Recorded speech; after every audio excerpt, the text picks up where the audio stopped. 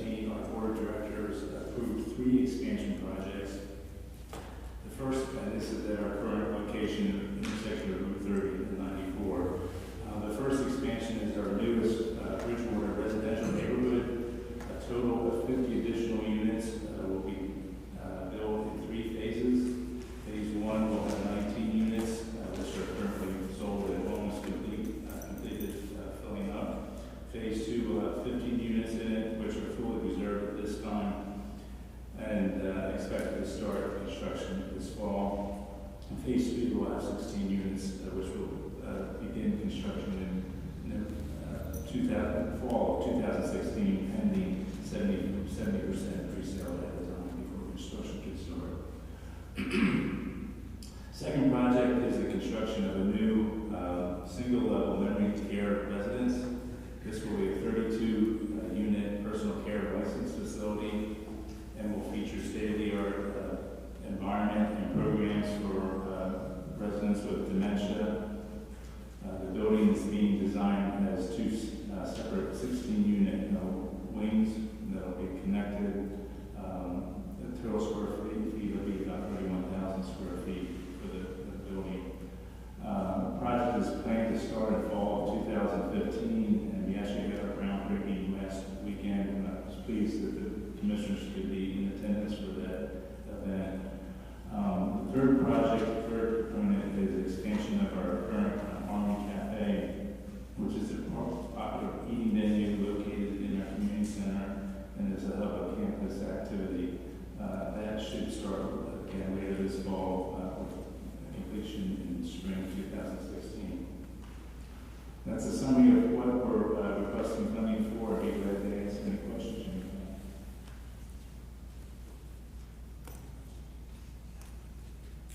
may have. And just to reinforce, we're basically asked for this, that correct? I would refer to Mr. Waddell in that regard, but yes, we're not even a pass-through. We're simply the municipality that is required under the law, or is allowed to. A municipality in the law has to have a hearing, or something that by. BCIDA is actually the entity that's providing, I think we call it conduit financing. We do, and you're correct. It is passed through. The issuer of the tax exempt obligations is the Industrial Development Authority, which was incorporated by the county, but is a separate legal entity from the county. They will issue tax exempt obligations, in this case, to 2 banks, PNC and Fulton Bank together, for lending money. That will be the tax exempt obligation. That obligation, however, is non-recourse to the Industrial Development Authority. The Brethren Home Community and its foundation are the true borrowers, if you will, under the financing documents. They will assume complete responsibility for the repayment of these tax-exempt obligations. The Industrial Development Authority essentially has no asset. It exists for the purpose of providing, as a governmental purpose, the tax-exempt financing. The county is being asked only to consent, if you will, to allowing the Industrial Development Authority to issue tax-exempt obligations. There's absolutely no obligation on the part of the county. There's no financial or other guarantee. This is not an approval of the project or any other purpose. It is simply an opportunity to essentially say no if for any reason there's a thought that this home community should not be permitted to benefit from tax-exempt obligation. This is an opportunity to say no. It is otherwise not an approval for any other purpose. I should mention, too, that there is a resolution before the commissioners that we have prepared that would simply authorize the approval of the financing as we've described, and authorize the chairman to issue a certificate which is filed for the Department of Community and Economic Development as part of their oversight of the project. I'll also be happy to answer any questions. Or if there is any public comment or question, I'd be happy to answer. I just have one comment that it seems like some of that exploration had taken place previously, but I think our position is, given the previous exploration, that the Brotherton Home is an extremely important and vibrant part of our community. If I'm recalling correctly, it's either the second or third largest employer that we have in Adams County, and despite the tax exempt status, which certainly I guess can be debated, not from here. The resources that they bring to the table with the expenditure of the residents, the goods and services required, the employment opportunities they create. I know they're a very good community partner. I know for a fact that they actually invite the community into their facilities for various functions and usages, including their fitness center. They make that available. So, with all that being said, that's what we felt was worth at least, entertaining and trying to help facilitate this, if we could. So at that point, if the public has any questions or comment, they're certainly welcome to, address them to council.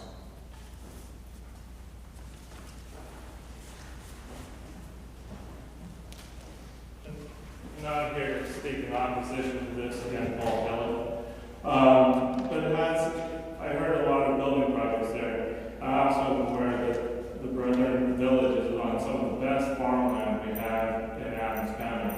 Has it coming and doing this, examine whether or not this is smart growth? Is it an issue? Have they used the smallest footprint possible to accomplish their goals, or are they spreading this out further than they should?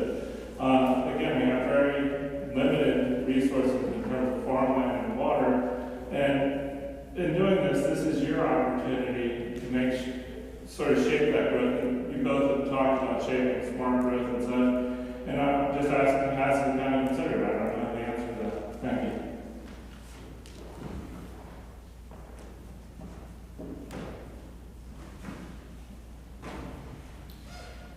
Any other questions or comments? So the one thing I noticed from the site that we noticed, the memory care center groundworking was actually in the center of the complex, geographically. And I think of that intersection right there. I know there is a farm to the rear of the property between what used to be the Ox and the current residential facilities. Yeah, certainly, the project has gone through the necessary land use planning process. It is more a local government, not so much a county function, but it's certainly consistent with the long-range plans for development of that area. We realize it's always a delicate balance between preservation, farmland, and economic growth. We hope this is achieving the right balance. Well, it's fair to say that that's Oxford Township, correct? Yes. So it has obviously gone through Oxford land development, and also, the county planning, laying their eyes on that as well. So, we do know that for a fact. The only thing I want to mention about Protector, because very few people actually show up to the hearings generally, but I remember last year we did a large refinancing for Days for College, which was the same sort of thing. It was, they have to come, even though their taxes out, they have to come in and make the case. And we have to say, yes, you do fit the qualifications of a tax exempt organization, and you are eligible to receive this sort of financing. And again, it's sometimes these things almost seem very mechanical because we aren't the financing body. The IDA takes care of that, and really they're just a conduit for the banks as well. But when Get for College came in here, I don't think anyone doubted that this was for the public good. And it was a simple refinancing on their part because they saw interest rates right now are in a great place, so take advantage of them while you can. Thank you very much. Appreciate your time. Thank you.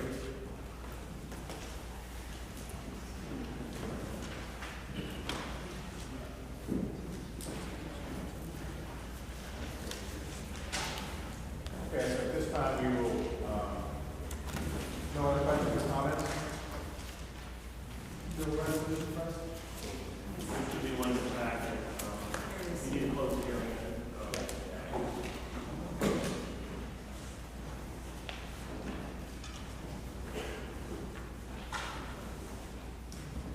All right, this time we will declare the temporary hearing for the Rutherford community as Prosecuted Village closed. And do I hear a motion to accept the resolution for that matter? Motion to approve. And I'll second that motion. All in favor indicate by saying aye. Okay, resolution is approved. Thank you very much. Thank you. for coming in today.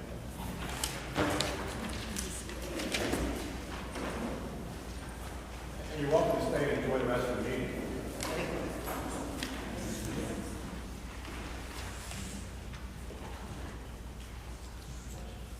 Okay, now back to some county personnel business, or personnel report.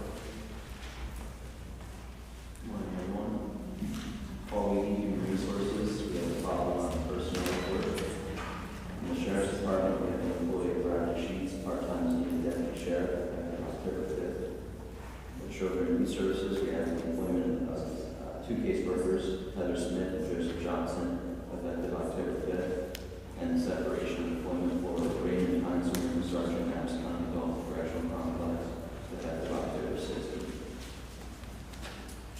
Very good. And as I said in the workshop, Mr. Hosman has been employed with Adams County Prison for almost 30 years. It's sort of hard to imagine, so I certainly want to congratulate and thank Ray for all his service to our county for those 30 years in prison. Any other questions, discussion, or motion for personnel report? I just have a small bit of semantics to make sure we're all clear on. Staff are recommending that we approve these items, correct? Well, they have already, yes, so we're asking for the approval of this. Just want to make that clear, because often in our agendas, it will be written down that staff has reviewed something, and they either recommend that we approve it or we deny it. So yes, now we have a motion that based on staff recommendations, we approve personnel report. I'll second on everything by saying aye. Okay, personnel approved, moving on to expenditures. Good morning, Commissioners. Melissa Beth, Finance Director. I'm here this morning to request approval for the expenditures between the time period of 9/28 and 10/9 in a total aggregate amount of approximately $1.7 million. And I'll break that down between general fund and special funds. The general fund represents approximately $1.2 million in its operational, includes one vehicle cycle. And the special funds, represents approximately $542,000. And the majority of that is represented by the Children and Youth Service Program for operational in the amount of approximately $256,000. And the hotel tax fund for the hotel tax ordinance, approximately $207,000. And the capital project fund, for the budgeted capital, 2016 capital budget, in the amount of approximately $34,000. Any questions on the expenditures for this time period? Any questions? Based on our finance department's review, we'd like us to approve these. I have no objection. Make a motion to approve. Okay, I'll second that. All in favor, by saying aye. Aye. The expenditures are approved. Thank you. We have any other business for our regular meeting? Nothing on the school system. Okay, I'll ask for a motion for adjournment. Motion to adjourn. I'll second that. We are adjourned. In about 2 minutes, we'll go into salary board. Thanks, everyone, for coming.